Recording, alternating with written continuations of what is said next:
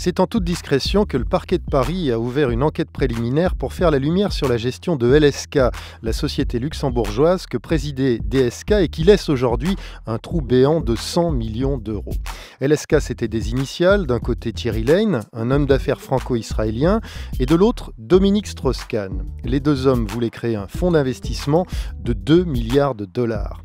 Mais ce que notre enquête révèle, c'est que LSK, c'était un puissant fonds déficitaire, bourré de dettes. Sa principale filiale avait du mal à payer ses fournisseurs, sa comptabilité n'était pas rigoureuse et pire, elle plaçait de l'argent de ses clients dans ses propres filiales, ce qui faisait artificiellement gonfler la valeur des actions.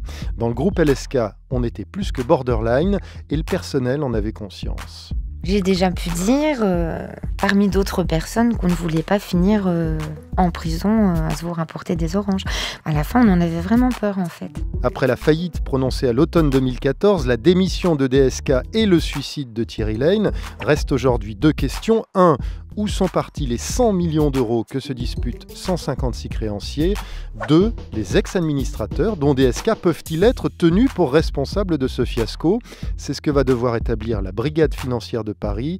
L'avocat de DSK, Jean Veil, explique lui que son client n'avait aucun rôle opérationnel et qu'il est lui-même une victime.